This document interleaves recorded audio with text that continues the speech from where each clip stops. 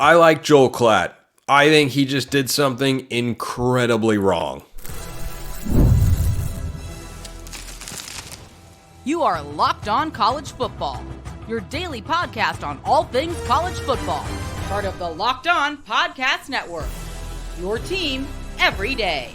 Welcome, everybody, to another episode of Locked On College Football. I'm your host, Spencer McLaughlin. Thank you so much for making this your first listen or your first view every day. Part of the Locked On Podcast Network, your team every day and your daily source to stay up to date with the biggest stories in the greatest sport on planet Earth, realignment, coaching carousel, the portal, and more.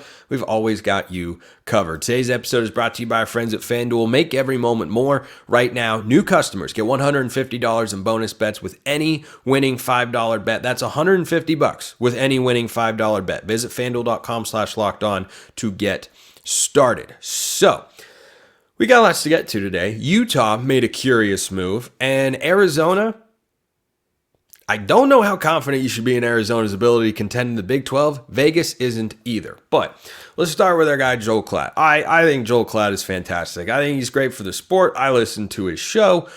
I think he does a great job calling games in the fall. I think he loves college football, wants what is best for it. We disagree vehemently on the college football playoff and whether it should be expanded. We now also disagree on a preseason top 25 ranking. So Klatt released his preseason top 25. There are a couple surprising inclusions in there, not the least of which is Arizona. I would not have them in my preseason top 25 right now. I do love that he had Iowa in there, but he's got Ohio State ahead of Georgia. Now, this is not a big gap that he's got. It's Ohio State 1 and Georgia 2. My reaction, no way. Not a shot. Cannot get behind that. This is not some bash Ohio State segment. This is more Georgia is so good, it feels like Georgia against the field. Because right now, and I've talked about Jay Stevens of Locked On Ohio State, of Locked On Ohio State about this on the show before, Ohio State does not have quarterback clarity at the moment. And is the season months away? Yep, it is. You also have to remember, everyone's going on summer vacation now. It's not like these teams are practicing nonstop from now until the start of the season. But if you go into fall camp without being 100% certain, even if you're 80% certain of who your quarterback is, I don't remember the last time that's worked out. I'm sure the YouTube comment sleuths will let me know when it has last occurred. But even if you assume, as I do, that Will Howard will end up being the starting quarterback for Ohio State this year, do you like Will Howard more than Carson Beck? Because I don't. And look, Ohio State should be one of the preseason top 5 teams in college football. That is abundantly clear. Their transfer portal moves have been magnificent. Quinshon Judkins in the backfield to form the best running back tandem in all of college football. Caleb Downs defensively. All the guys they have returning, Jack Sawyer, JT Tuimoloau. They got dudes. They got horses. They bring in Chip Kelly to be their offense coordinator. I'm a fan of that move. And if that's part of your reasoning as to why you think Ohio State should be number 1, all right, I'm open to that. But I'm also looking at what Mike Bobo has done as the OC at Georgia, and I go, I think that guy's pretty good. He was also a head coach in college football once upon a time at Colorado State, and he looks really, really good. Might very well be a head coach again one day if he keeps having this sort of success. But let's just say, which we can't right now because there's no official word, but let's say Will Howard emerges as a starting quarterback for the Buckeyes. Do you take Will Howard, who I'm a fan of and I think can do more than what he showcased, do you take him over Carson Beck? Not a shot. Not a shot. And that's the biggest pivot point for me as to why I look at Georgia. Because even with all the moves that Ohio State has made this offseason, which have been really, really good, it's still Georgia. Like, Georgia is not the noisiest team in the transfer portal. You know why? They recruit at such a high level. They put together more blue chip talent than clusters of teams in major college football conferences. You could probably go to the bottom 3. This is me speculating here, but I think I'm on pretty good footing. You could go to the bottom 3 or 4 Power 4 recruiting teams in college football, and Georgia would probably have more blue chip talent than those bottom 3 or 4 teams combined. Like, they have a ridiculously good roster. And look, I really like Ryan Day. I think Ryan Day was this close. He was a 50-yard field goal away. Don't ever forget this. For all you Ryan Day haters out there, I am not among them. Ryan Day was this close to outcoaching Kirby Smart head-to-head. That Georgia team was better than that Ohio State team. Now, C.J. Stroud was better than Stetson Bennett, but that was a heck of a coaching job by Ryan Day in that football game, and it came down to a 50-yard field goal. College kickers, it doesn't work out for the Buckeyes there. But for Georgia to not be a preseason number one, I can't get behind that, because they should be the favorites, not just to win the SEC, but to win the national championship as well, because the betting markets feel that is the case, and I feel that's the case, and those are the only two things that matter, obviously. So I just look at Georgia and go, okay, yeah, you lose Ladd McConkey, you lose Brock Bowers, but am I ever worried? Am I ever concerned about a program that churns out top 5 recruiting classes like a Pez dispenser? Am I concerned about their talent level? Am I concerned about how they're going to be in the trenches or what they'll do in the secondary? I know Kirby Smart has given interviews and said, well, we got to get better depth and we got to do this. I think Kirby Smart's biggest concerns for several areas of his team are, do we have a number 3 guy at this position who's as good as the number 1 or 2 guy at a school we're going to play this year? You are not going to see Georgia be an underdog this year. I cannot see, no pun intended, I cannot see Georgia being an underdog. They're a 3.5-point favorite at Ole Miss. I think that'll be a great football game, because I love what Ole Miss is bringing to the table this year. There is no team that if I were putting together a top 25, I would rank ahead of Georgia. And Carson Beck is part of that differentiating factor. I am a huge Carson Beck fan, and I think his Heisman odds could be pretty solid, because Georgia, if you have any doubts about them making the playoff, you really shouldn't. Georgia to make the playoff, according to our friends at FanDuel, is minus 500. Minus 500. If you want a little betting insight here, think about this. Georgia's minus 500 to make the playoff. Their win total is 10.5. You can bet that over minus 134. Those are about the same bet. Because if you're looking at what Georgia needs to make the playoff, 10 wins is the minimum. But if they're going to automatically make it, they just have to win 11 games. You win 11 games in the SEC, you're in. I don't care if you lose the conference championship game. And I think Georgia's going to be there. And I think everybody in the SEC, whether it's Ole Miss, whether that's Texas, whether that's Alabama or LSU, it's going to be a fun conference as always. It's going to be probably the best conference in the entire country, especially with the additions of Oklahoma and Texas in there. Everyone's looking up at Georgia, trying to knock them off, because Alabama may be the defending SEC champions, but the guy who coached them to that position isn't there anymore. Now, the guy who's replaced him has lost 12 football games in his entire coaching career, which is an insane number. His coaching career as a head man dates back to the late 2000s. He was a coordinator for a while and whatnot, but yeah, he's lost like 12, 13 football games, Kalen DeBoer. He's pretty good at this coaching stuff. Still, I think everybody in the SEC and in the country is looking up at Georgia and trying to figure out, how can we knock them off? They're the best program in college football, and I think they're the best team in college football until I'm presented evidence to the contrary. I really like Joel Klatt. I like Ohio State. I think them and Oregon are the top 2 teams in the Big Ten, and it's going to be a heck of a battle. In no way, shape, or form would I ever put anybody as a preseason number 1 right now except the Georgia Bulldogs. Let me know your thoughts in the YouTube comments. You're going to have thoughts, or at least you should, on whatever Utah did. Why did Utah make a move for a quarterback? That's coming up next.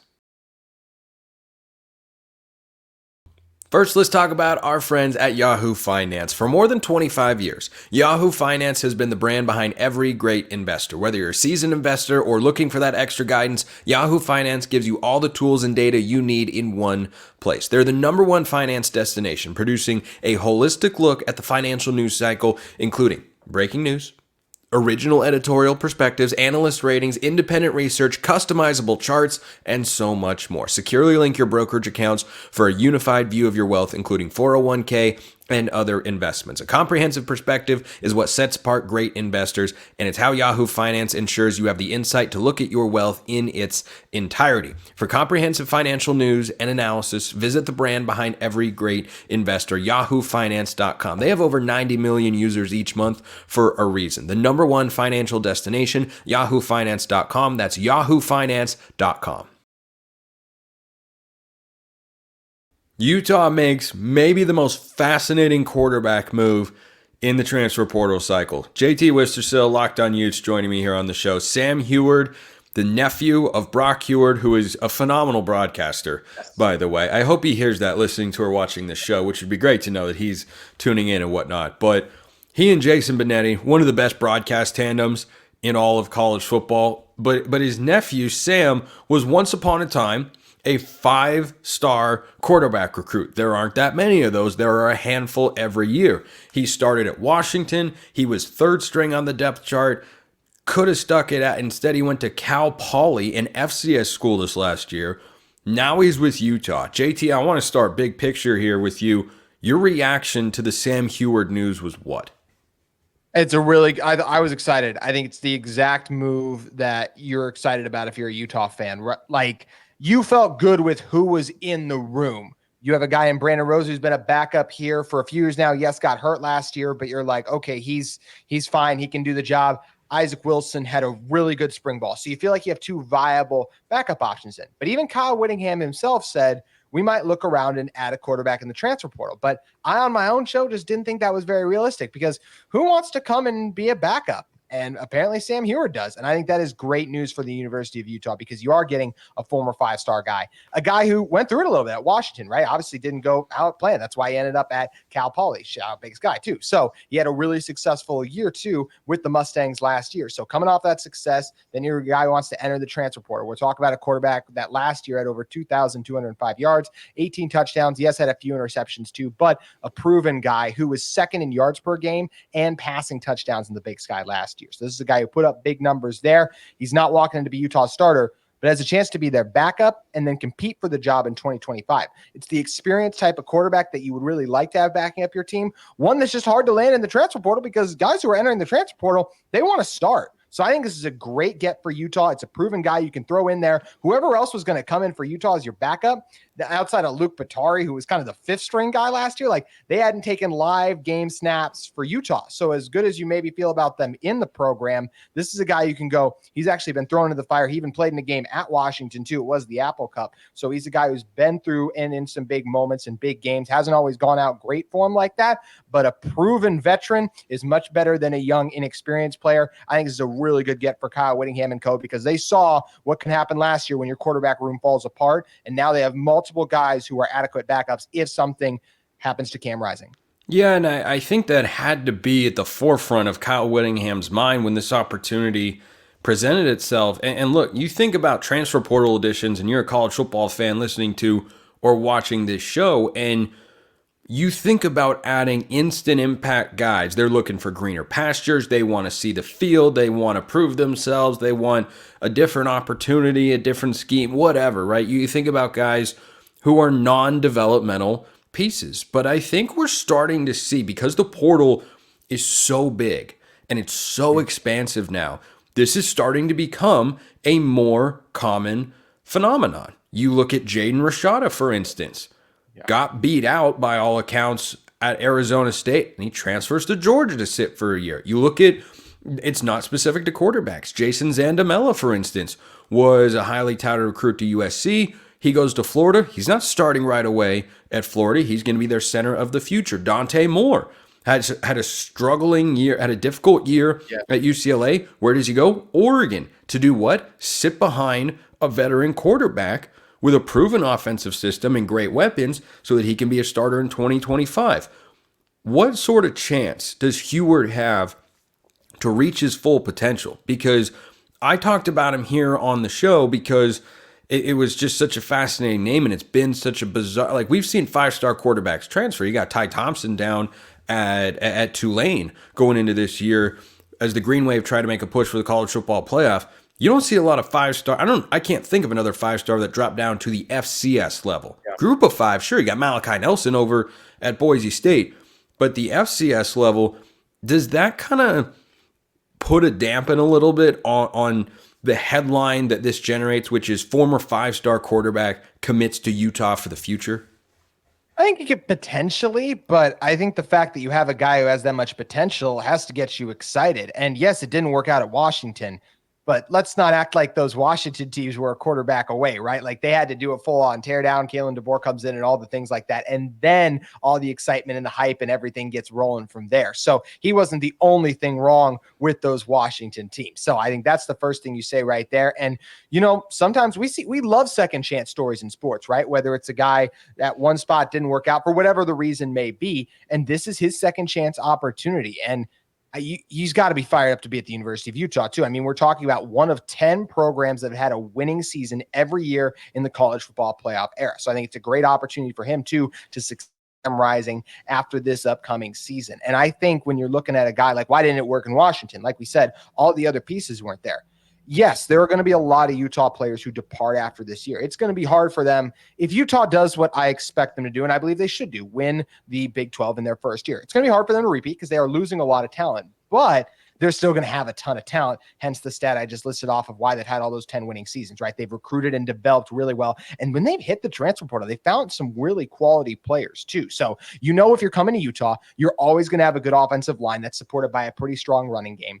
They have invested in the receiver position more than they ever have before, and the tight ends have always been a big staple. Heck, you got a former basketball player who's going to try to be a tight end at Utah now. Things are really crazy over at Rice Eccles Stadium with a guy in Caleb Lohner coming over to do that, which is just another insane story in of itself. But then especially, let's talk about this. You know what else is a quarterback's best friend? A defense that can give you the ball in a shorter field. The Utah defense was fantastic. It's the biggest reason they were 8-4 in the regular season last year is because of how good that defense was. So if he is able to beat out a Wilson and a Rose in 2025 and be the starter, it's not going to be like, well, Sam Huard has to put the team on his back or this Utah team is going to absolutely crumble. This is not a Caleb Williams USC situation. Kyle Whittingham has built a really strong program that is set up to support and help a quarterback and allows the quarterback to come in and have a chance to succeed, just like a Bryson Barnes was still able to do in part last year. And I think Huard's talent and potential is much higher than what we saw Bryson play at this last fall.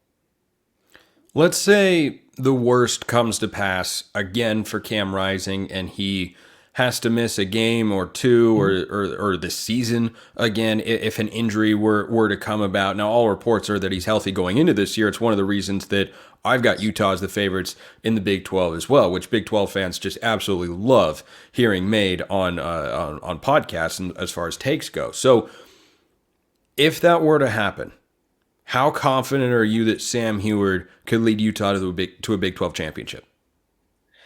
Oh, right. Like this, you said right now? Yep. Okay, this year. If Rising goes down, let's say Huard wins the backup job and Rising gets hurt again and Huard has to fill in some capacity. How good do you feel about that situation?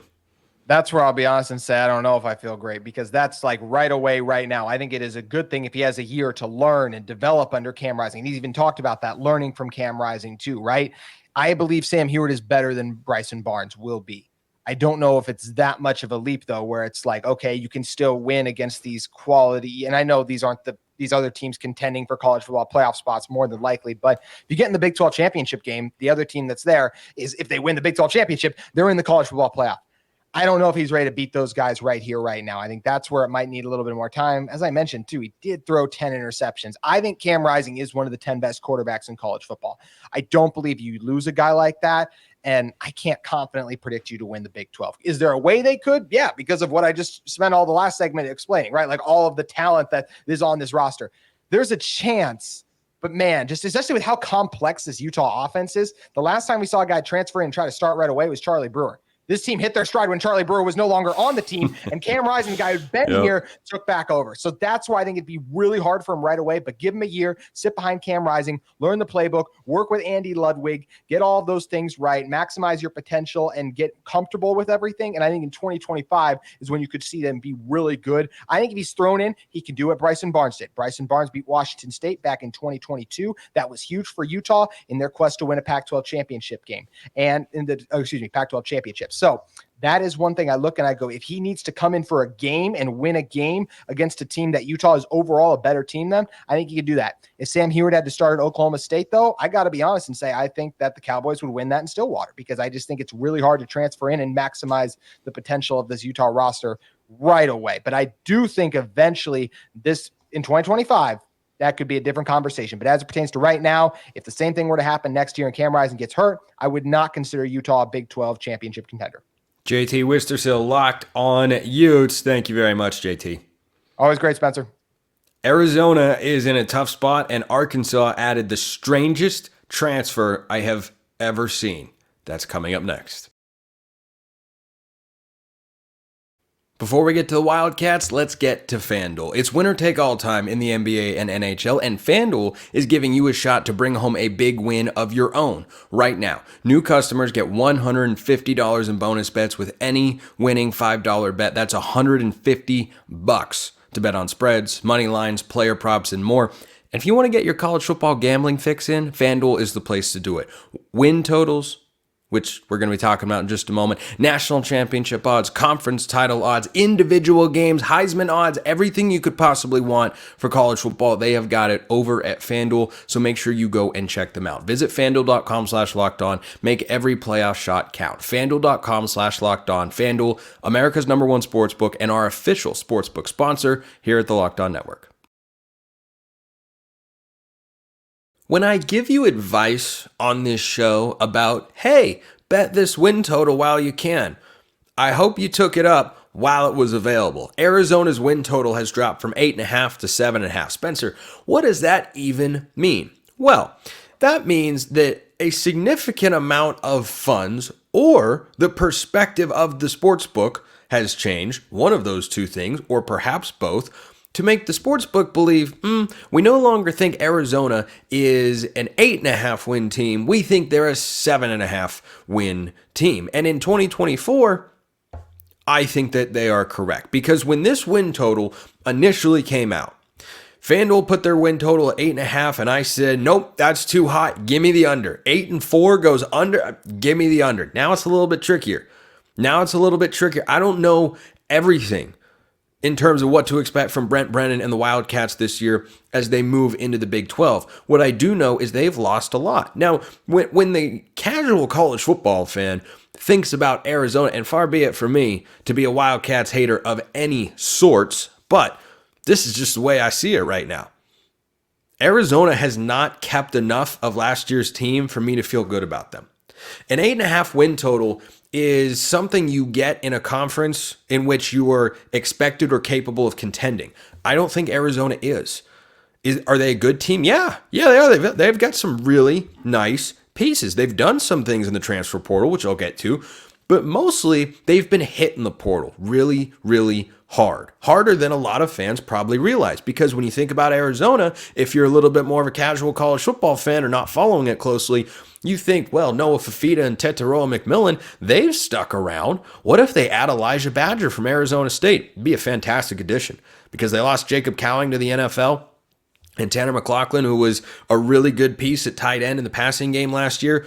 They do not have all the same weapons. They don't have Jonah Coleman at running back. They don't have McLaughlin or Cowing, as I mentioned. I think it would be a great addition to go out and get Elijah Badger from Arizona State. And if you like sticking it to your rival, that's a pretty good way to do it. But Arizona, this offseason, has had 29 players leave the program. Your audio did not cut out. I did not freeze. I just had to let that simmer for a moment. 29 players. They've brought in 16 guys. Now, for those of us who are I was not a math major, but for those of you that were math majors, we can discern that that is a -13 ratio in the portal, added versus lost. Now, is every single one of those players going to be an impact transfer? No. Not even all of the 11 players who have gone up to Washington following Jedd Fisch to build the Huskies team this year. Not even all of them are going to be immediate impact, huge, all-conference caliber guys, but some of them are. You haven't lost an entire roster's worth, or an entire portal class's worth of just, modest contributors. No, there are real guys in there. Guys like Ephesians Prysock, guys like Bill Norton. Norton went off to Texas with Johnny Nansen. So you've got a new staff in there. You've got a lot of new players in there. And yes, it is a great foundation to have an elite quarterback and an elite wide receiver. It's a great place to start. But you got a new staff in there, and you don't have the same team. You don't have anything really close to the same team. Can Arizona, are the Wildcats a program that is recruited in such a way and retained players in such a way, or brought guys in via the portal? They don't have a super highly rated transfer portal class, though I think they brought in a couple of really nice players. Not enough to make up for what they lost. But are they the sort of program, just ask yourself the question, are they the sort of program that can overcome that big of a hit? I don't think the answer to that is yes. Because a lot of what they have done building up their roster over the last couple of years, a lot of those guys are with Jedd Fisch now. Not all of them, but some of them certainly are. And what's really telling here is not just that Arizona's win total has gone from 8.5 down to 7.5, but Washington's win total is 7.5. Washington, that lost 20 or 21 of their 22 starters from last year, that lost their head coach. That's how the betting market views the Huskies and the Wildcats. Same win total, and Washington's in a tougher conference. Washington's in the Big Ten, Arizona's in the Big 12.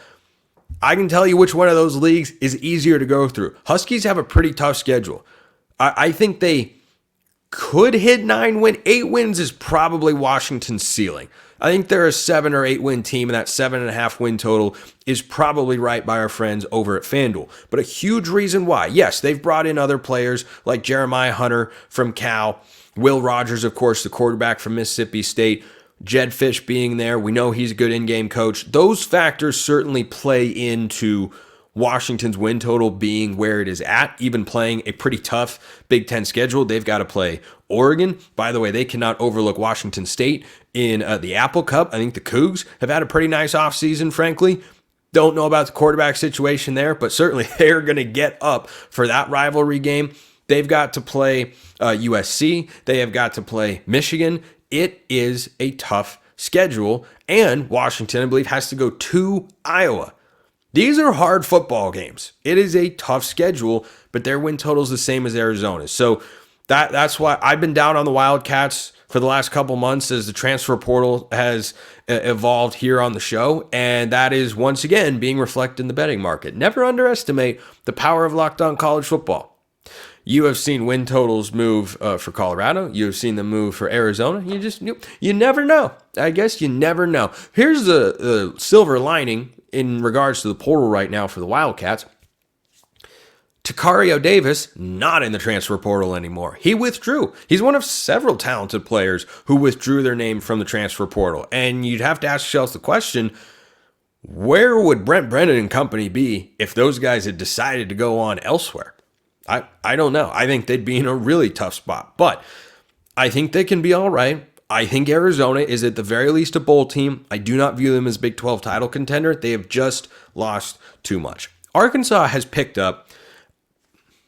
This is just the weirdest thing I have ever seen. So Monte Harrison, most recently seen playing for the Los Angeles Angels, has apparently been given eligibility and status to walk on at Arkansas as a wide receiver. Do you know what recruiting cycle he was originally a part of? I'm so glad you asked. The answer is 2014. Now, if you look down, as I can on my computer here recording the show, and see what year we are currently in, you see 2024. I see 2024. And 2014, let me call on my math majors again, was about 10 years ago. Monte Harrison is 28 years old. He was a 4-star recruit coming out of high school, went to play Major League Baseball, has not played over the last couple of years. He's 28. He's playing college football. Don't ask me how this is allowed, with all the exemptions that have been given and not given by the NCAA in recent years, I don't know how this one slips through. Maybe they're just looking at their legal cases piling up and going, you know what, we're not even going to be here in a couple of years. Let's just let anything go. A 28-year-old playing college football, I have no idea how good he will be. But Talon Green and the Hogs have got a 28-year-old weapon on the perimeter. I've seen 24. I've seen 25 or 6 with BYU guys or anyone who goes on a mission. I have not seen 28. But here we are. Appreciate everyone listening. I will see you next time. And until then, hope you have a wonderful rest of your day.